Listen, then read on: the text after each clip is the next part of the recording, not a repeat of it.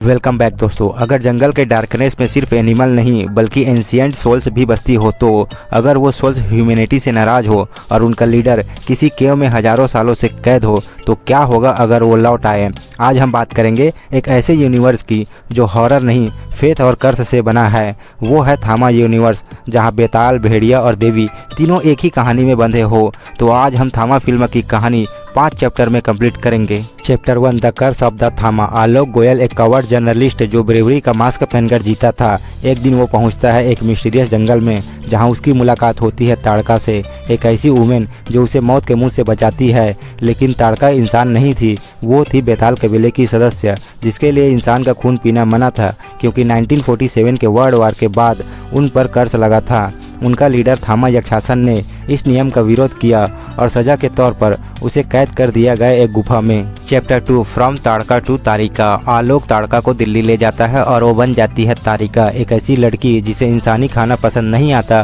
क्योंकि उसका शरीर बेताल का है। एक रात पार्टी में जब वो अल्कोहल के ग्लास में ब्लड जैसा कलर देखती है तो उसके अंदर का बेताल जाग उठता है। वो कंट्रोल खो देती है, लोगों का ब्लड बहता है।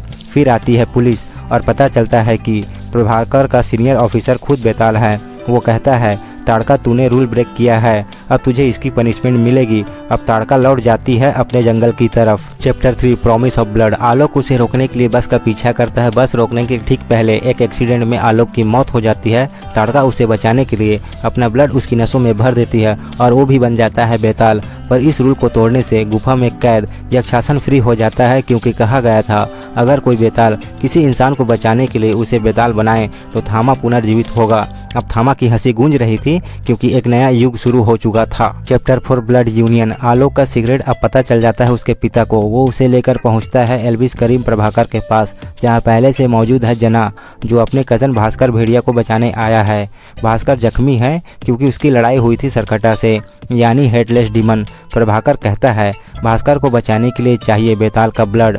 आलोक का 1 ड्रॉप ब्लड भास्कर के बॉडी में जब जाता है और उसी पल भास्कर बन जाता है हाइब्रिड भेड़िया, आधा बेताल आधा भेड़िया।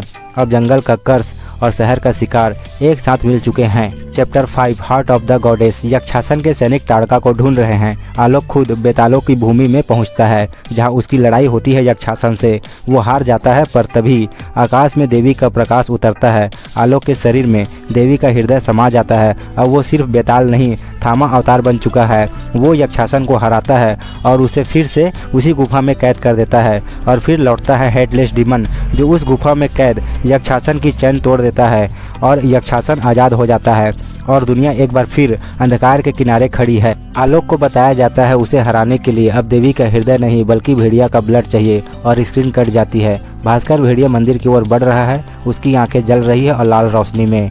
जब बेताल, भेड़िया और देवी आमने सामने आएंगे तब शुरू होगा वो युद्ध जो दुनिया के बैलेंस को तय करेगा, क्योंकि हर कर्स का एंड किसी न्यू इरा की बिगनिंग है।